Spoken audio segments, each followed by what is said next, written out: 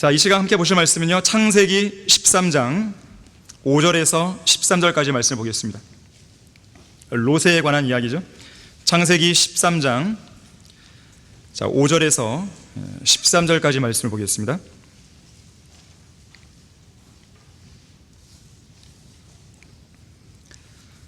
자, 5절 보시면 아브라함과 함께 갔던 롯도 양떼와 소떼와 장막들을 소유했더라.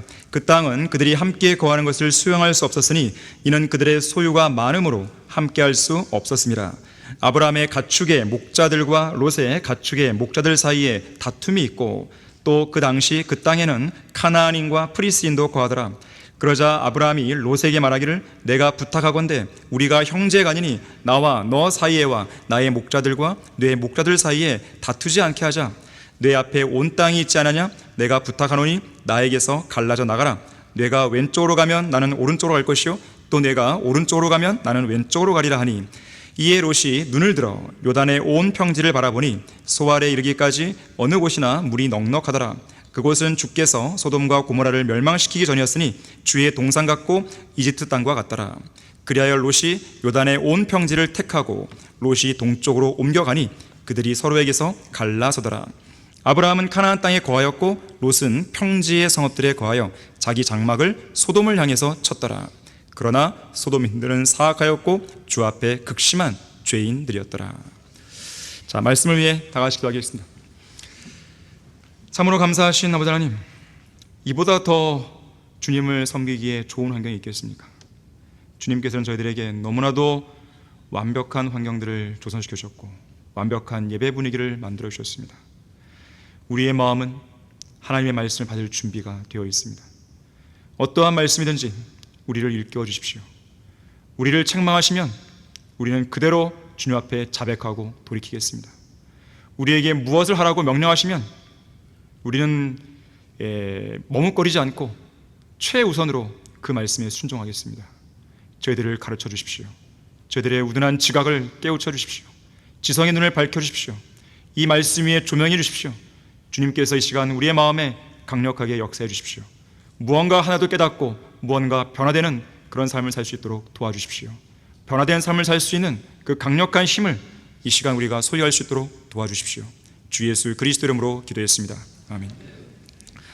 자, 롯의 타락이라는 제목으로 설교하겠습니다. 타락이란 말은 사전적인 의미로 본다면 올바른 길에서 벗어난 거죠. 그리고 잘못된 길로 가는 거예요. 타락이 한자어죠.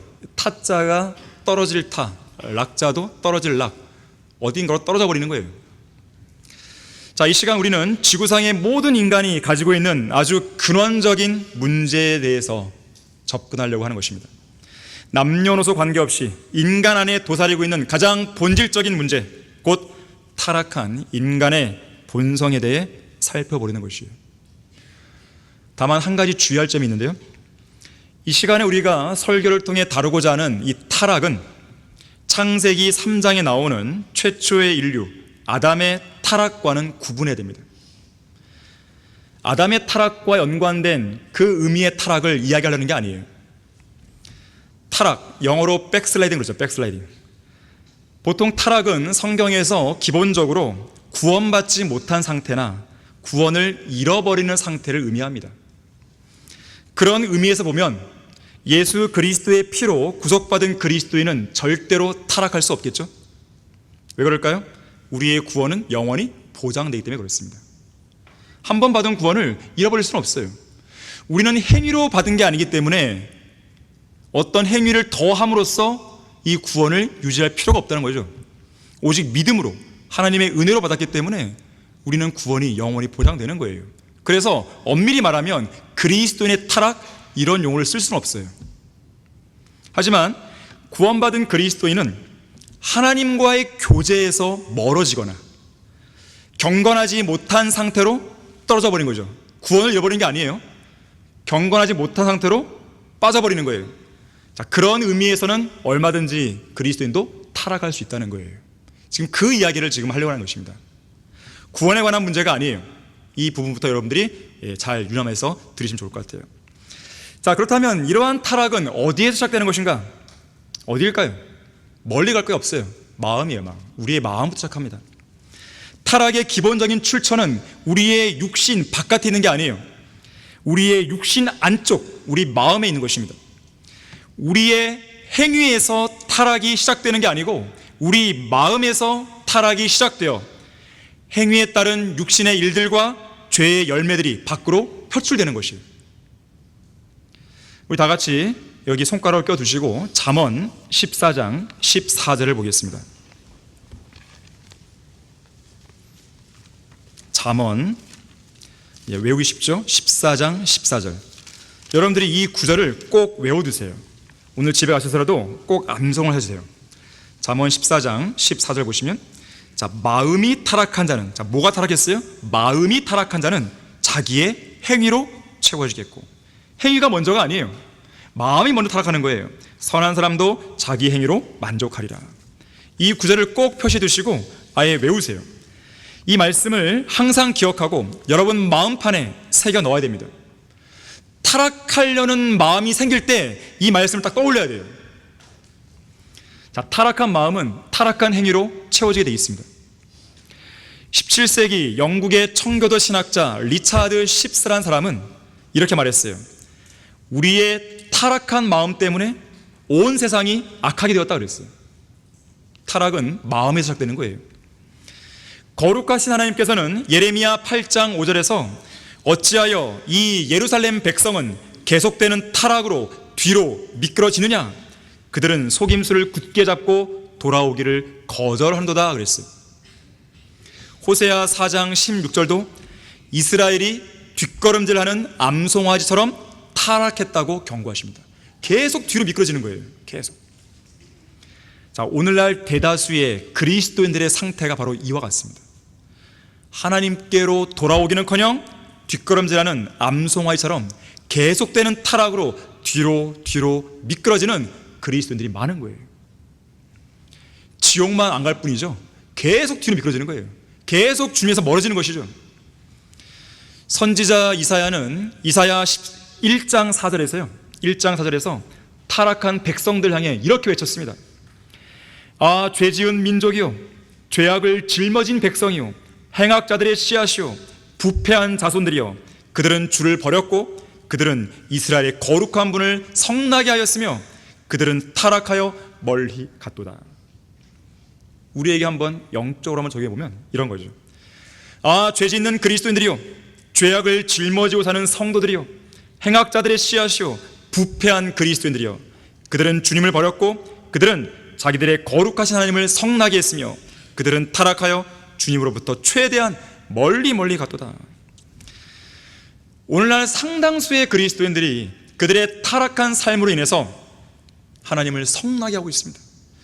하나님의 분노를 유발시키고 있는 거예요. 하나님의 은혜와 자비로 구원받은 여러분은 절대로 하나님을 화나게 만드는 분노 유발자들이 되어서는 안 됩니다. 자, 이처럼 타락은 마음에서 시작되기 때문에 잠언 4장 23절에서는 열심을 다하여 내 마음을 지키라고 그랬어요. 왜요? 이는 삶의 문제들이 거기서 나옵니다. 삶의 모든 문제가 외부에서 나오는 게 아니에요. 여러분의 마음에서 시작됩니다. 아무리 주위 환경이요, 나를 괴롭히고 나에게 고난을 가하고 나의 마음을 복잡하게 만다 하더라도 내가 나의 마음을 지키잖아요? 그러면 아무 소용이 없어요. 여러분이 타락하고 싶지 않으면 여러분의 마음을 철저히 단속하셔야 돼요. 마음이 타락했다는 징조는 뭘까요? 어떻게 내 마음이 지금 타락했냐 아니냐를 알 수 있을까요? 어렵지 않아요. 너무 분명히 나타나요. 예를 들면 이런 것이에요. 하나님보다 더 사랑하는 게 생겼을 때, 타락한 마음이에요.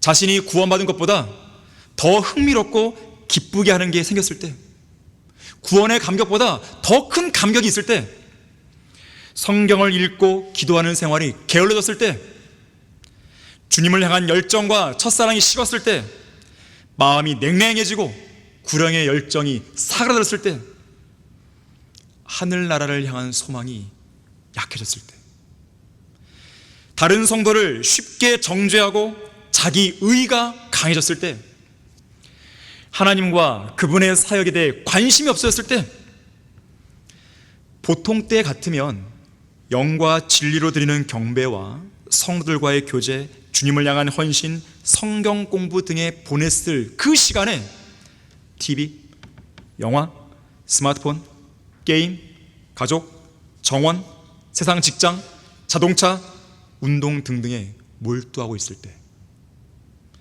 만약 여러분의 마음이 이런 상황에 직면해 있다면 여러분의 마음은 지금 타락해 있는 거예요. 정도의 차이만 있을 뿐이에요. 많이 타락했냐? 아니면 조금 타락했냐? 이 정도죠. 타락한 상태죠. 그런 마음의 상태는요, 하나님을 등지고 하나님께로부터 돌아선 마음입니다. 완전히 180도 돌아섰냐? 아니면 30도 돌아섰냐? 이 차이예요. 여러분의 시선은요, 딱 하나님께 딱 고른데 있어야 돼요. 정면으로 응시하고 있어야 되는 거예요. 여기서 1도만 틀어져도 1도 타락한 것이죠. 열왕기상 11장 9절에서요, 솔로몬의 마음이 이스라엘의 주 하나님으로부터 돌이켜진 까닭에 주께서 그에게 진노했다고 그랬어요. 돌이켜진 결과 뭘 했죠? 우상 숭배자 됐죠. 자기 아내들이 섬기는 신들에 따라갔잖아요. 사실 우리나라 그리스도인들 중 99% 이상이 이런 타락한 마음을 갖고 살아가는 거예요. 겉으로만 아닌 척하는 것이죠. 그래서 이 배교의 시대에는 대규모의 영적 대각성이나 부흥과 개혁을 기대할 수가 없는 거예요. 그런가 하면 타락은 어느 날 갑자기 한순간에 이루어지는 게 아니에요. 점진적으로 서서히 일어나는 과정입니다. 오랫동안 여러분의 마음과 생각을 이리저리 휩쓸고 지나갔던 사악한 죄들의 흔적이 쌓이고 쌓여서 결정적인 그 순간에 비극적인 타락의 실상들이 여러분의 몸 밖으로 튀어나오는 거예요. 갑자기 그런 게 아니에요. 이미 오래된 거예요, 진행이. 이미 그 사람 마음속에 들어와 자리를 잡은 적은 누룩, 사소한 죄들, 나쁜 습관들, 세상적인 가치관, 육신의 쾌락 등이 조금씩 번져서 걷잡을 수 없는 상태까지 된 것이죠. 자, 오늘 본문에 나오는 롯이 그래요. 자, 이 시간 우리는 롯이 타락해가는 이 과정을 조명해 보면서요, 우리 마음이 타락하지 않기 위해서, 또는 그런 타락으로부터 마음을 올바로 회복하기 위해서 과연 어떻게 하면 되는지 몇 가지 지침들을 하나씩 살펴보겠습니다. 자, 롯은 어떻게 타락했는가? 첫째로 롯은 눈을 들어 요단의 온 평지를 바라봤습니다. 자, 옳지 않은 대상, 잘못된 장소를 바라본 거예요. 거기 본문 10절 말씀을 보십시오. 이에 롯이 눈을 들어 요단의 온 평지를 바라보니 소알에 이르기까지 어느 곳이나 물이 넉넉하더라. 그곳은 주께서 소돔과 고모라를 멸망시키기 전이었으니 주의 동산 같고 이집트 땅과 같더라. 자, 롯이 눈을 들어 바라본 장소는 하늘이 아니에요. 산지 같은 높은 장소가 아니었습니다. 낮은 장소, 땅과 평지였어요. 그가 보기에 그곳은 어느 곳이나 물이 넉넉해 보였습니다. 중요한 점은 물이 넉넉한 그곳에 뭐가 있었어요? 타락한 성읍 소돔과 고모라가 있었다는 것이죠. 본문 13절에 따르면 소돔인들은 사악했고 주 앞에 극심한 죄인들이라고 정의를 내리고 있습니다. 다시 말해서 롯은 타락한 소돔인들의 도덕적인 사악함을 보기보다도 물이 넉넉하게 있는 소돔의 풍요를 먼저 본 것입니다. 주 앞에 극심한 죄인들의 그 실상을 보고는 거기에서 눈을 돌려버린 게 아니라 세상에서 잘 먹고 잘 살 수 있는 물질적인 풍요와 성공 가능성을 보고는 탐욕스러운 눈을 가지고 그곳을 더욱더 갈망하게 된 것이에요. 잘못된 걸 봤으면 빨리 돌아서야죠. 빨리 눈을 돌려야 되죠. 그런데 계속 그걸 갈망한 거죠. 탐욕스러운 눈으로. 탐욕이 문제예요. 탐심이 문제예요. 탐심은 마음의 타락의 주된 원인이에요. 여러분의 마음이 탐심으로 가득 차게 되면 타락하게 되어 있어요. 하나님께로부터 돌아서게 되어 있습니다. 왜 그럽니까? 탐심이 뭐라 그랬어요? 우상 숭배라 그랬어요. 우리의 마음이 하나님 한 분만으로 가득 채워져서 하나님을 사랑하는 것이 첫 번째가 되어야 되는데 그게 안 돼버리는 거예요. 탐심은 마음의 타락의 주된 원인이에요. 항상 그렇듯이 마음이 타락해버린 성도는 어떤 사물이나 대상을 바라볼 때 성경적으로 옳은지 그른지를 따져보기보다는 나에게 유익한가 아니면 손해가 나는 일인가, 이런 관점으로 먼저 판단합니다. 롯이 그런 거예요. 저기 보니까 소돔 성읍은 사악한 성읍이야, 성경적으로 옳지가 않네? 그럼 가지 말아야죠. 그런데 그걸 본 게 아니죠. 물이 넉넉해, 나에게 유익이 될 것 같아, 손해는 절대 안 날 것 같아, 성공 가능성이 보여, 그리고 가버리는 거예요. 잘못된 판단이죠. 자, 아무리 자기에게 유익한 일이라 할지라도 그것이 주님 보시기에 옳은 게 아니라면 지금 당장 멈춰야 돼요.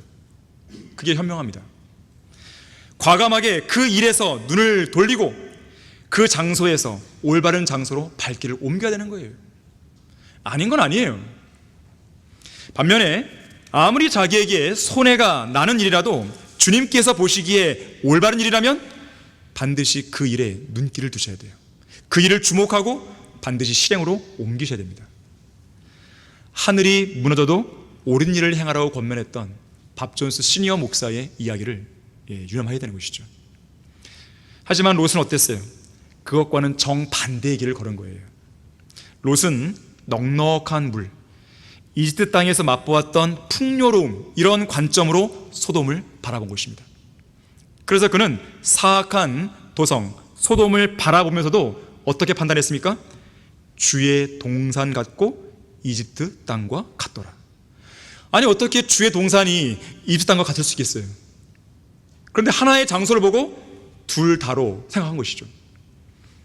주의 동산과 이집트 땅을 구분하지 못하고 혼동할 만큼 롯에게는 영적 분별력이 없었던 것이에요. 롯은 경건한 장소와 불경건한 장소를 구분 못했습니다. 거룩한 땅과 불길한 땅의 차이를 올바르게 분별 못했어요. 의의 동산과 죄악의 성읍의 차이를 발견 못했어요. 구분 못했습니다. 선과 악을 구분하지 못한 거예요. 선과 악의 경계가 모호해진 것이죠. 롯의 관점에서 본다면 하나님께서 거하시길 원하는 장소와 극도로 미워하시고 증오하시는 장소를 전혀 구분 못한 것입니다. 오히려 롯은 하나님의 아름다움과 세상의 아름다움을 동일한 것으로 인식해버린 거예요. 앞선 창세기 12장에서 어떤 일이 있었죠? 아브라함과 롯은 이집트로 내려갔었잖아요. 그건 잘못된 행보죠. 어쨌든 하나님께서는 그들을 이집트에서 끄집어내셨어요. 그때 이집트에서 올라왔을 때 아브라함은 영적인 부분을 다시 회복했습니다. 하지만 롯은 회복을 못한 것이죠. 세상을 예표하는 이집트 땅에서 맛보았던 세상적이고 육신적인 것들을 여전히 그리워한 거예요. 갈망한 것입니다. 그의 마음속에서 그런 것들을 절대로 포기 못한 것이죠. 거듭난 그리스도인은 세상을 향한 눈길을 돌려야 돼요. 눈을 들어서 평지를 바라보면 안 됩니다. 죄 많은 이 세상을 바라봐서는 안 됩니다. 눈을 들어 땅을 볼 것이 아니라 하늘을 봐야 돼요. 눈을 들어 아래를 볼 것이 아니라 위를 봐야 돼요. 위에 있는 것들을 구해야 됩니다. 시편 121편 1절에서는 내가 나의 도움이 오는 산들을 향하여 내 눈을 들어 올린다고 그랬어요. 골로새서 3장 1절과 2절에서는 위에 있는 것들을 구하라. 위에 있는 것들에 너희 마음을 두고 땅에 있는 것들에 마음을 두지 말라 그랬어요. 땅에 있는 것들에 마음을 두는 순간 그 사람의 마음은 타락해버리는 거예요. 우리의 눈과 마음은 저 셋째 하늘을 향해 고정되어 있어야 돼요. 그곳에 있는 셋째 하늘에 있는 새 예루살렘을 향해 열려 있어야 됩니다. 새 예루살렘 도성이 자리를 잡고 있는 하늘의 시온산을 향해서 눈을 들어 올려야 되는 것이죠. 저 하늘에는 누가 계십니까? 거룩하신 하나님께서 보좌에 앉아 계시죠. 그리고 그 오른편에는 우리의 구주이신 예수 그리스도께서 앉아 계시죠. 또한 그곳에는 하나님의 거룩한 영이 가득 채우고 있죠. 그룹들과 스랍들을 비롯해서 하늘의 군대라 불리는 수많은 천사들이 하나님께 영광과 찬양을 돌리고 있죠.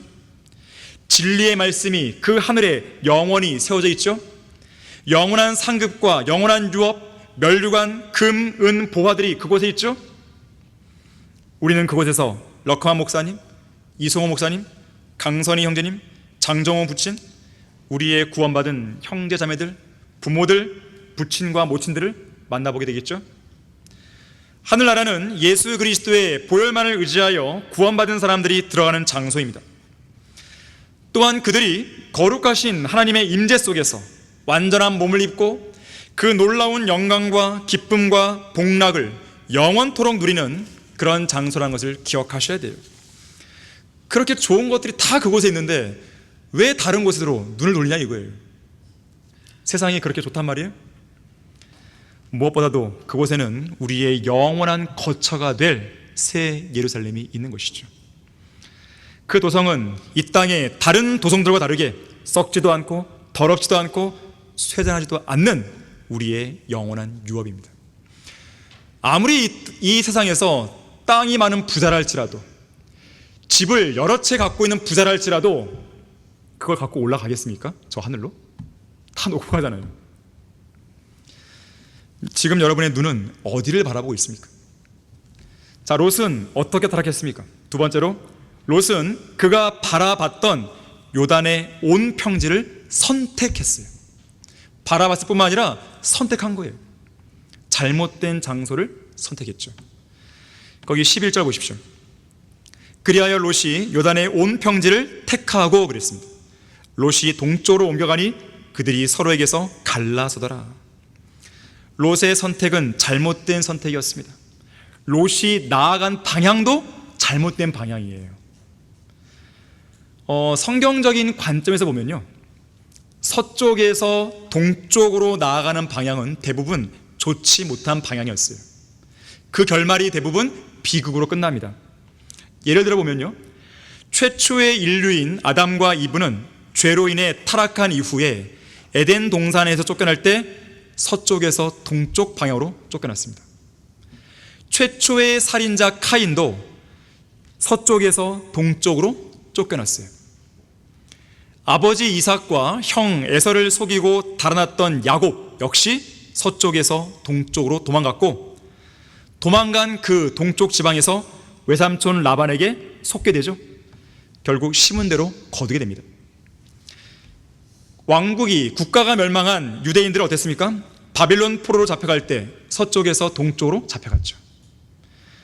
또한 사도행전 16장을 보게 되면 그리스도의 복음이 서쪽에서 동쪽으로 전파되어 나가는 것을 성령 하나님께서 금하시죠. 그리고 바울을 유럽 쪽, 즉 서쪽 방향으로 돌리신 거예요. 반대로 아브라함은 동쪽에 있는 칼데아 우르에서 서쪽에 위치한 카나안 땅으로 들어왔죠. 자, 동쪽에서 서쪽으로 가는 방향은 좋은 방향이에요. 유대인들은 바빌론 포로에 돌아올 때 동쪽에서 서쪽으로 돌아왔죠. 하나님의 은혜의 복음이 전파된 방향도 보세요. 동쪽에서 서쪽으로 이동하죠.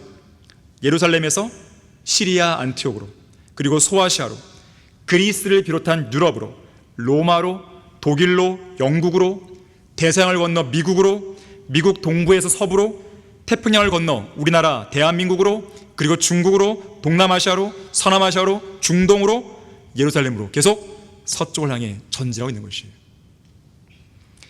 성막도 보세요. 성막에서도 들어가는 방향은 동쪽에서 서쪽입니다.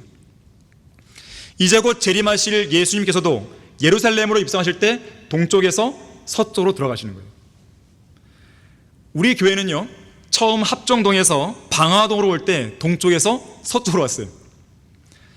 또 방화동에서 이곳 고촌으로 올 때 역시 동쪽에서 서쪽으로 왔어요. 그뿐 아니라 이소호 목사님의 쉼터 솔로몬 성경연수원은 강화에 있죠. 강화도 역시나 서쪽이죠. 자, 물론 이것은 영적인 의미에서 성경적으로 올바른 방향이 동쪽이 아니라 서쪽이라는 뜻이죠. 여러분에게 매번 집을 이사할 때마다 서쪽으로 가라 그 말이 아니죠. 그랬다가는 서해 바다에 빠져 죽겠어요. 성경적으로 영적인 의미에서 그렇다는 거예요. 성경에 나오는 방향들이 대부분 옳은 방향은 동해에서 서해예요. 자, 어쨌든 지금 롯은 잘못된 방향으로 향한 겁니다. 결국 잘못된 선택을 하고 말죠. 롯의 선택은 너무 낮은 곳에 있었어요. 그는 산을 선택한 대신에 평지를 택했습니다. 출애굽 당시에 여호수아와 칼렙을 떠올려 보세요. 이들은 다른 10명의 정탐꾼과 함께 가나안 땅을 탐지하고 돌아왔죠. 그때 여호수아와 칼렙이 뭐라고 그랬습니까? 우리가 당장 올라간다 그랬어요. 올라가서 그것을 차지하자. 이는 우리가 능히 이길 수 있습니다.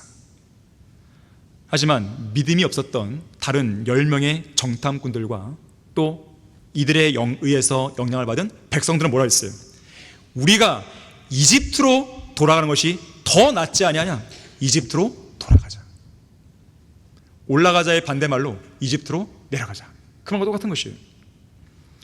하나님이 주신 약속의 땅으로 올라가자. 이게 아니었다는 것이죠. 여호수아 14장 12절에 보게 되면 칼렙이요, 이 여호수아에게 이렇게 말합니다. 이 산을 나에게 주소서. 평지가 아니었어요. 이 산을 나에게 주소서. 칼렙은 롯처럼 평지를 택한 게 아니에요. 산을 택했습니다. 그런데 그 산에는 누가 있었죠? 아낙인들, 거인들이 있었어요. 거인들이 딱 버티고 있는 그곳을 달라고 한 거예요. 쉽지 않은 싸움이었겠죠. 또한 거기에는 방벽을 두른 큰 성읍들이 있었습니다. 칼렙은요, 쉬운 곳이 아니라 어려운 곳을 택한 거예요. 넓은 문이 아니라 좁은 문을 택한 곳입니다. 칼렙의 목표는 높은 곳에 있었어요. 눈을 들어 높은 걸 본 것입니다. 반면에 롯은 어땠어요? 낮은 곳을 내려다봤죠. 낮은 곳을 선택했죠. 여러분은 저 높은 셋째 하늘을 선택한 사람들이지, 낮고 낮은 이 땅이나 그보다 훨씬 더 낮은 지옥을 선택한 사람들이 아니라는 것을 기억해야 됩니다. 우리 다 같이 히브리서 11장 한번 보겠습니다. 자, 히브리서 11장 24절에서 27절을 보십시오. 히브리서 11장 24절부터 보시면요, 자, 모세에 관한 이야기인데요. 자, 모세가 어떤 것을 선택했는지를 주목해 보십시오.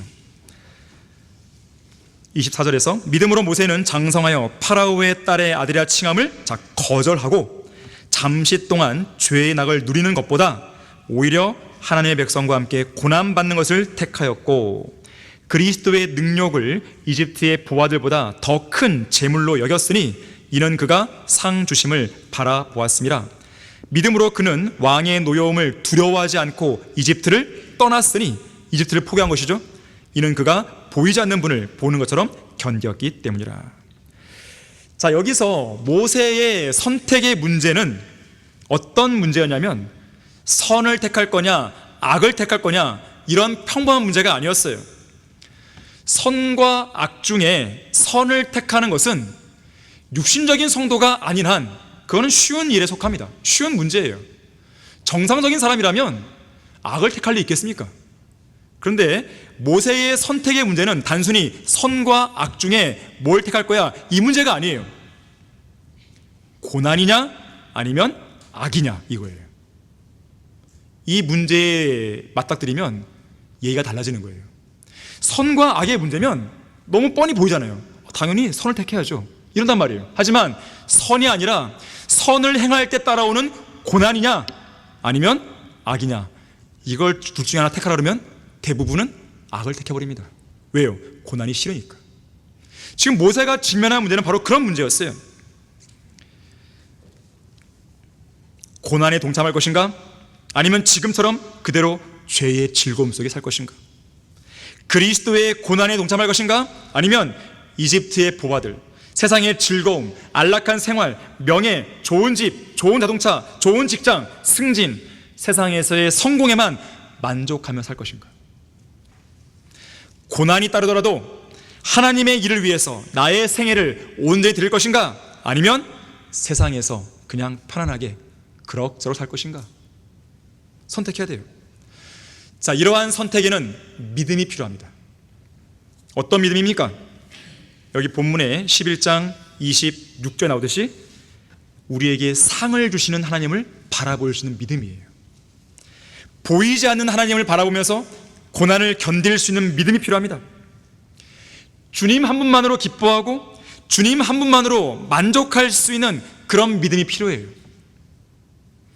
영원한 것들을 바라볼 수 있는 믿음이 필요합니다. 높은 것들을 바라볼 수 있는 믿음이 필요한 거예요.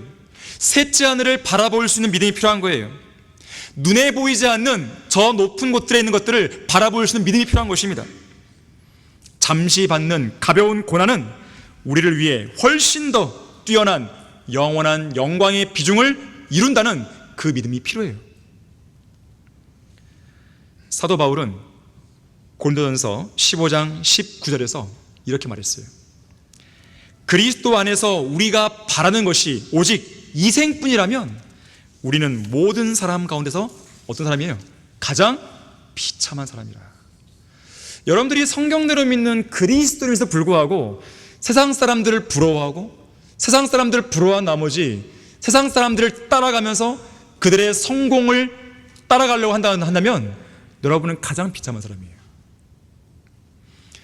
그런 사람들이라고 한다면 이 자리에 앉아있을 이유가 없죠. 왜 여기에 앉아서 시간 낭비하냐 이거예요. 빨리 세상 가서 돈 벌 궁리를 하고 계획을 세우고 자격증 준비를 하고 그래야 될 거 아니겠어요? 하지만 우리에게는 다른 믿음이 있는 것이죠. 그런 사람들과는 다른 믿음이 있는 거예요. 우리에게는 앞서 모세가 선택한 그 기준, 그 믿음이 있는 것이죠.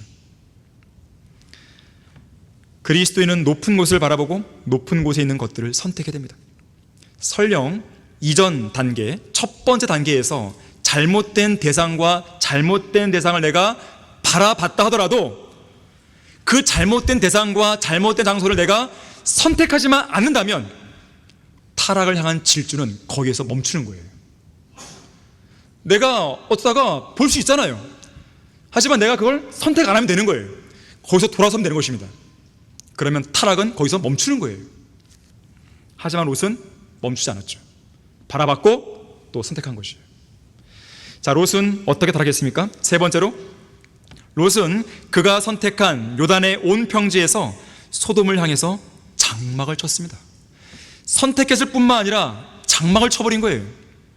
12절 13절입니다. 아브라함은 가나안 땅에 거하였고 롯은 평지의 성읍들에 거하여 자기 장막을 소돔을 향해서 쳤더라. 그러나 소돔인들은 사악하였고 주 앞에 극심한 죄인들이었더라.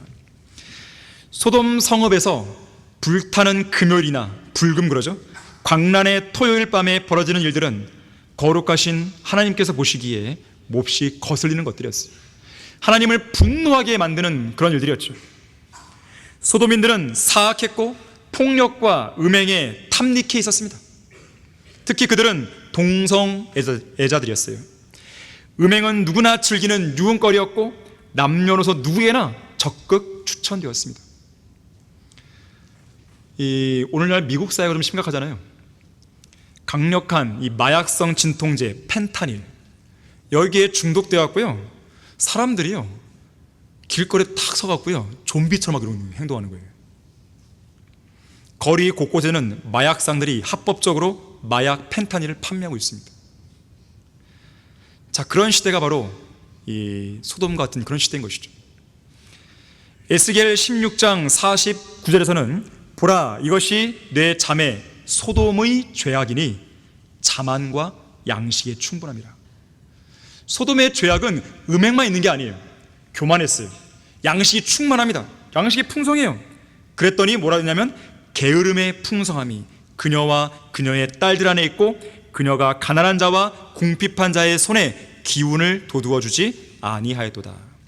음행, 자만, 양식의 충분함, 게으름. 이 소돔에 살던 대부분의 사람들은요 일주일에 몇 시간 일하지 않아도 고소득이 보장돼 있었어요. 조금만 일해도 돈을 엄청 버는 거예요. 풍족하니까 시간도 남아돌죠. 사람에게요 돈과 시간이 남아돌면 사람은 뭘 하는지 아십니까? 죄를 짓는 거예요. 죄. 술을 마시고 마약에 취하고 음행에 찌들어 사는 것이죠. 그것이 바로 고대 로마 사회의 생활 방식이었어요. AD 79년경 화산 폭발로 도시 하나가 통째로 매장되어 버린 폼페이의 생활 방식이었어요. 또한 이것이 본문에 나오는 소돔의 생활 방식이었어요. 특히 13절 말씀에 따르면 성경에서 죄인이라는 단어가 처음 등장하는데 소돔인들 곧 동성 연애자들을 지칭하는 구절에서 처음 쓰인 거예요. 동성애는 죄예요. 또 하나의 성적 성향이 아닙니다. 성적 취향이 아니에요. 그건 죄예요. 하지만 오늘날 정신 나간 세상은 동성 연애를 죄로 규정하지 않잖아요. 커밍아웃이라 해서 동성 연애자들이 TV, 드라마, 영화, 세상 문화에서 공공연하게 활동하죠. 그들끼리 혼인을 하는 세상이죠. 또 대중매체는 그들의 사랑을 미화시키죠. 최근에 라디오에서 들었는데 가족 각본이라는 책을 보니까요, 며느리가 남자라니, 이런 말로 시작합니다. 며느리가 남자라니. 참 희한한 생각이 드는 것이에요. 너무 더럽고 추한 것이죠. 너무나 가증스러운 세상이에요. 소돔이 따로 없습니다. 소돔이 따로 없는 거예요. 자, 롯이 바라봤고 롯이 선택했고 롯이 도달한 성읍이 바로 이런 도시였어요. 본문 12절에서 롯은 바로 그런 소돔을 향해서 뭘 한 거예요? 장막을 쳤습니다. 일종의 타협을 한 것이에요. 세상을 사랑하고 세상과 관계를 맺고 세상과 연루된 것이죠. 세상으로 발을 하나 딱 딛고 있는 거예요. 이 세상이 그리스도인들을 완전히 KO시킬 수 있는 좋은 방법 중 하나가 뭐냐면 타협이에요. 타협은 그리스도인들로 하여금 세상에 연루시킵니다. 성경이 말하는 연루라고 하는 것은 세상 제도에 걸려드는 거예요. 이러지도 못하고 저러지도 못하게 얽매이게 만드는 것입니다. 그게 연루고 그게 바로 타협이에요. 사도 바울은 디모데후서 2장 4절에서 이렇게 말하죠. 전쟁에 임하는 자는 아무도 이 생의 일들에 뭐예요? 얽매이지 아니하나니 이는 자기를 군사로 뽑은 자를 기쁘게 하려 함이라. 자, 여러분들이 세상과 타협하고 있고 세상에 연루되어 있다면 여러분은 지금 하나님을 기쁘시게 하고 있는 게 아닙니다. 그럼 뭐 하고 있을까요? 하나님을 화나게 하고 있는 것이죠. 오늘날 대부분의 교회들이 어떠한 능력도 발휘하지 못하는 이유는 세상 일에 상당 부분 연루되었기 때문에 그런 거예요. 그들은 세상을 위해 살아가는 거예요. 하지만 하늘의 부르심을 받은 그리스도인들은 그 시민권이 하늘에 있는 것이죠. 그 시민권에 따른 생활 방식도 셋째 하늘의 생활 방식에 맞춰져 있는 것이죠. 그래서 성경은 우리에게 이렇게 명령합니다. 세상도 세상에 있는 것들도 사랑하지 말라. 또한 성경은 사람들 가운데서 크게 높임을 받는 것이 하나님 보시기에는 뭐라 그랬어요? 가증스럽다 그랬습니다. 여러분, 세상에서 유명해지려 하지 마세요. 굳이 하나님께서 높여주시면 그대로 감사하는 것이죠. 하지만 여러분이 굳이 세상에서 인정받기 위해서 애를 쓰려 하지 말라는 것이에요. 여러분이 세상 일을 하더라도 세상 직장에 충실하더라도 뭘 위해서 하는 거예요? 진리를 위해서, 주님을 위해서 그렇게 하는 것이에요. 예수님은 세상을 위해 기도도 안 했습니다. 자, 타협이라고 하는 것은요, 두 사람 혹은 두 진영이 서로의 유익을 위해서, 서로의 유익입니다. 서로 윈윈하기 위해서 어떤 일을 서로 양보하고 협의하는 겁니다. 서로 다른 가치관과 서로 다른 신념을 가진 사람들이 어울려 살아가는 이 사회에서는 불필요한 갈등과 싸움을 멈추기 위해서 때로는 타협이 필요할 때가 있겠죠. 하지만 기본적으로 타협은 자신이 갖고 있는 올바른 가치관, 올바른 신념도 때로는 포기해야 되는 거예요. 그게 타협이에요. 그런 경우가 대부분이기 때문에 타협은 내가 가진 좋은 것들을 상당 부분 잃게 만드는 겁니다. 19세기 미국의 외교관이었던 이 제임스 러셀 로웰은 이렇게 말했어요. 타협은 훌륭한 우산이지만 사실상 허술하기 짝이 없는 형편없는 지붕이다 그랬어요. 형편없는 지붕이에요. 우산으로 비를 얼마나 막을 수 있겠어요? 지붕이 다 뚫렸는데. 그게 타협이란 거예요. 그래서 어떤 사람은 타협을 잘 하는 사람을 가리켜서 이렇게 비유합니다. 악어 아시죠? 악어. 늪지대에 사는 악어가 마지막에는 자기 자신을 잡아먹을 걸 뻔히 알면서도 악어에게 뭐라고 있어요? 먹이를 주고 있는 거예요. 이게 타협이라는 거예요. 이게 타협을 잘 하는 사람의 모습이에요. 자, 세상과 타협하는 성도들, 죄와 타협하는 성도들, 거짓 교리 및 변개된 성서들과 타협하는 성도들, 비성경적인 교회들, 배교자들과 타협하는 성도들, 자, 그들이 처한 현실이 바로 그와 똑같은 거예요. 곧 있으면 울부짖는 사자처럼 삼킬 자를 찾아 두루 다니는 마귀가 자기들을 삼킬 걸 뻔히 알면서도 그런 사람들은 그런 세상과 배교자들과 함께 어울리며 그들을 먹여주고 그들을 지원하고 있는 것이죠. 적들의 병참을 지원하는 것입니다. 17세기 영국의 청교도 설교자 토마스 왓슨이 이렇게 말했습니다. 어떤 성도가 하나님의 사랑을 경험하면 반드시 사탄의 유혹이 따라온다. 마치 바다의 해적들이 풍족하게 실은 배를 약탈하는 것처럼 주님 안에서 영적인 평안을 마음껏 누리고 있는 성도를 마귀가 찾아와서 그를 약탈하고 파멸시키는 것이다. 마귀는 영적인 기쁨으로 충만한 성도의 모습을 지켜보는 것을 가장 못 견디기 때문이다 그랬어요. 이런 순간에 여러분이 타협하면 끝장나는 것이죠. 다른 건 몰라도요, 성경적인 믿음과 신앙만큼은 어떤 타협도 있을 수가 없습니다. 그리스도인은 이 생의 일에 얽매여서는 안 되고 언제나 높은 곳에 적합한 생활 방식과 자세를 유지해야 됩니다.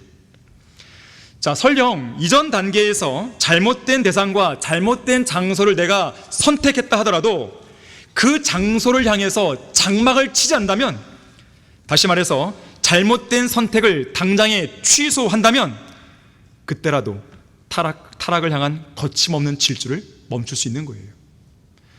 자, 첫 번째 단계, 내가 잘못된 걸 바라봤어요. 하지만 그때라도 내가 그걸 선택 안 하면 돌아올 수 있어요. 자, 두 번째 단계, 내가 바라봤고 선택했다 하더라도 그곳을 향해서 장막을 안 치면 돌아올 수 있는 거예요. 롯은 어떻게 다르겠습니까? 네 번째로, 롯은 모든 간증을 잃어버렸습니다. 우리 다 같이 창세기 19장으로 한번 가보겠습니다. 모든 간증을 잃어버린 거예요. 창세기 19장 1절부터 3절 보시면, 저녁 때 두 천사가 소돔에 오니 롯이 소돔 성문에 앉아있더라. 롯이 그들을 보고 일어나 맞이하고 그가 얼굴을 땅에 대고 절하며 말하기를, 보소서 내 주들이여 간과오니 종의 집으로 돌이켜 하룻밤을 묵고 발을 씻고 일찍 일어나 길을 떠나소서 하니, 그들이 말하기를, 아니라 우리는 거리에서 밤을 지내리라 하더라. 롯이 강권하니 그들이 그에게로 돌이켜서 그의 집으로 들어가고 롯이 그들을 위하여 잔치를 베풀고 누룩 없는 빵을 구우니 그들이 먹으니라. 여기 1절에서요, 롯이 소돔 성문에 앉아 있었어요. 단순히 소돔을 향해 장막을 친 것 정도가 아니라 더 깊숙이 들어간 모습이죠. 성문에 앉아 있다는 뜻은 나름대로 소돔 성읍에서 지위를 갖고 있다는 뜻이에요. 소돔에서 유명해진 것이죠. 비록 롯은 소돔 태생은 아니지만 외부에서 들어와 거기에서 정착한 것이에요. 소돔 성읍의 시의원이나 재판석에 앉아있는 사람처럼 명망을 또 평판을 지니고 있는 상황이죠. 그만큼 롯은 소돔 사람들을 잘 알고 있었고 또 그들과 친했고 세상을 향해 장막을 친 정도가 아니라 아예 세상 깊숙이 관여하고 들어가 버린 거예요. 4절 보십시오. 그러나 그들이 눕기 전에 그 성읍의 사람들 곧 소돔의 남자들이 늙고 젊고 간에 그 집을 에워쌌으니 사방에서 온 모든 사람들이더라. 그들이 롯을 불러 말하기를, 오늘 밤 내게 온 사람들이 어디 있느냐? 그들을 우리에게로 데려오라. 우리가 그들을 알고자 함이라 하니, 여기서 안다는 것은 성관계를 갖겠다는 거예요. 동성연애를 하겠다는 것이죠. 롯이 문 밖에 있는 그들에게 나가 뒤로 문을 닫고 말하기를, 부탁하노니 형제들아 그처럼 악하게 행하지 말라. 보라, 내게 남자를 알지 못하는 두 딸이 있도다. 내가 간청하노니 그들을 너희에게로 데려가서 너희 눈에 좋을 대로 그들에게 행하고. 이런 아버지가 어디 있어요? 자기 딸들 내버려 두는 것이죠. 그냥 이 사람들은 나의 지붕 그날에 들어왔으니 그들에게는 아무 짓도 하지 말라 하니 그들이 말하기를 물러서라 하고, 그들이 다시 말하기를 이자가 와서 기거하면서 우리의 재판관이 되려 한도다. 이제 우리가 그들보다 너를 더 악하게 다루리라 하고, 그들이 그 사람 곧 롯을 심히 밀치며 가까이 와서 문을 부수려고 하더라. 그러나 그 사람들이 그들의 손을 내밀어 롯을 자기들을 향해 집 안으로 잡아당긴 후 문을 닫고 집 문 밖에 있는 사람들을 작은 자나 큰 자나 모두 쳐서 눈멀게 하니 그들이 문을 찾으려고 애쓰더라. 자, 롯이 어떤 모습을 통해 간증을 이뤘는지 보시면요, 우선 4절과 5절에서 동성 연애자들이 몰려와 갖고 롯을 방문한 전사들을 해코지하려 했을 때 롯이 뭐라 그래요? 7절에서 형제들이요, 형제들이요. 이런 죄인들을 가리켜서 형제들 그런 것이죠. 자, 이것은 마치 오늘날 그리스도인들이 세상 사람들을 향해서 형제라고 부른 것과 똑같은 거예요. 여러분, 아무나 형제라며 부르면 안 됩니다. 구원받은 그리스도인들, 성경대로 믿는 그리스도인들이야말로 형제 자매 혹은 그리스도인이라고 불릴 자격이 있는 것이죠. 무조건 사랑만 외치면서 아무나 데려다 놓고 당신은 사랑받기 위해 태어난 사람, 이런 노래만 부르고 있는 것이죠. 그만큼 롯은 세상을 너무나 사랑했고 세상 깊숙이 들어갔고 결국 영적 분별력을 잃은 채 세상 사람들을 향해서 형제들이라고 부른 것이죠. 그만큼 롯은 하나님과 세상 사이를 왔다 갔다 하는 것이죠. 특히 8절에서는 자기 딸들을 욕보에 좋다고 말하고 있는 거예요. 죽을지라도 상관 않겠다는 것이죠. 세상에서 자기 딸을 이렇게 방치해버리는 그런 아버지가 어디 있겠는가마는 그런 비상식적인 일들이요, 오늘날 그리스도인 부모들 사이에서도 일어나는 것입니다. 어떻게 해요? 수많은 부모들이 자기 자녀들을 세상 한가운데 그냥 내버려 두는 거예요. 세상 교육에, 세상 직장에, 마귀가 관장하는 세상 문화에, 세상 음악에, 세상 그런 사회에, 세상 친구들에게 그냥 방치하는 거예요. 세상 교육이 알아서 하겠죠, 이런 생각 속에 내버려 두는 것입니다. 구원 없는 교육은 저주라는 것을 잘 알면서도 세상 교육이 알아서 하겠다고 방치하는 것이죠. 성경 없는 교육은 저주라는 것을 알면서도 그렇게 하는 것입니다. 세상 교육은 사람을 바꿀 수 없어요. 세상 교육이 구원시킬 수 있나요? 그것은 세상이 원하는 인재를 만들 수 있을지 몰라도 하나님께서 원하시는 한 사람을 세우지 못하는 거예요. 그러면서 본다면 우리 교회에서 하는 사역, 크리스찬 중고등학교 사역이라든지 또 킹제임스 신학교는 아주 중요한 사역이에요. 하나님께서 원하시는 인재를 길러내는 사역입니다. 여러분은 이 사역을 위해서 기도하셔야 돼요. 여러분, 거기 베드로후서 2장 한번 보겠습니다. 베드로후서 2장 6절부터 9절을 보겠습니다. 베드로후서 2장 6절부터 9절을 보시면 이 롯에 관한 이야기가 나오는데요, 또 소돔과 고모라 성읍들을 무너뜨림으로 정죄하여 죄가 되게 하셔서 불태워버리신 것이죠. 후세에 경건치 않게 살 자들에게, 후세에 바로 이 시대의 사람들이에요, 본으로 삼으셨으며 또 사악한 자들의 음란한 행실로 인하여 특히 동성연애죠, 고통당하는 의로운 롯을 건져내셨으니 이는 그 의인이 그들 가운데 살면서 날마다 그들의 불법적인 행동을 보고 들음으로써 그의 의로운 혼이 고통을 당했기 때문이라. 주께서는 어떻게 경건한 자들을 시험에서 구해내시고 불의한 자들을 형벌에 처할 심판의 날까지 가두실 것을 아시느니라 그랬습니다. 여기 참으로 우리가 이해가 안 되는 대목이 있죠. 롯을 가리켜서 뭐라 그랬어요? 의로운 롯, 의인, 9절은 경건한 자, 이렇게 묘사합니다. 하지만 우리는 창세기 13장, 19장을 보더라도 롯은 그렇게 의롭고 경건한 사람이 아니었잖아요. 그래서 롯이 자기 사위들에게 이 성읍이 멸망할 거야 이렇게 말했을 때 사위들은 어떻게 생각했어요? 에이, 농담하지 마세요. 농담하지 마세요. 그만큼 롯은 간증을 잃어버린 거예요. 자기 사위들에게조차도 인정 못 받은 것이죠, 영적인 부분이 있어서. 하지만 하나님께서는 그러한 롯을 의로운 자라고 말씀하세요. 그래서 롯은 오늘날 육신적인 그리스도인을 예표하는 거예요. 구원은 받았어요. 하지만 육신적이고 타락한 그리스도인을 예표해주고 있는 것이죠. 그리스도의 심판석에서 모든 걸 잃어버리는 그런 타락한 그리스도인의 예표인 것입니다. 자, 그런 의로운 롯이 소돔과 고모라 한가운데 살면서 날마다 보고 듣는 그들의 불법적인 행동들과 음란한 행실로 인해서 그의 혼이 고통당하고 있었어요. 그게 괴로우면 나오면 되잖아요. 그게 괴로우면 짐 싸가지고 다시 아브라함미로 오든지요. 왜 괴로운데 거기 그대로 남아있냐 이거예요. 저는 괴로워도 거기서 그냥 버틸게요. 그게 뭐하는 짓이냐 이거예요. 성도들은요, 죄와 세상으로부터 온전히 성별하셔야 돼요. 어떤 곳에서 여러분들이 그리스도의 향기를 내지 못할 바에는 나오셔야 됩니다. 거기 있지 마세요. 어중간한 상태에서는 정상적인 그리스도 생활을 할 수 없어요. 자, 결론을 맺겠습니다. 타락한 롯은 자기 아내도 지키지 못했죠. 아내가 뒤를 돌아보는 바람에 소금 기둥이 되었습니다. 뿐만 아니라 술 취함과 부도덕함으로 인생이 끝장났는데요, 함께 데리고 나온 두 딸과 어떻게 했죠? 근친상간의 죄를 짓고 말죠. 비참합니다. 자, 앞서 말했듯이 그리스도인이라 하더라도 누구나 타락할 수 있어요. 자, 구원을 잃어버린다는 의미의 타락이 아니라 주님으로부터 멀어진다는 의미에서의 타락을 할 수 있다는 것이에요. 하지만 타락의 결과는 너무나 비참하다는 것을 롯의 경우를 통해 배워야 됩니다. 하나님과의 교리에서 멀어지죠. 경건의 능력이 상실되죠. 화평이 사라지죠. 기쁨도 없죠. 행복도 고갈되죠. 구원의 확신마저 흔들립니다.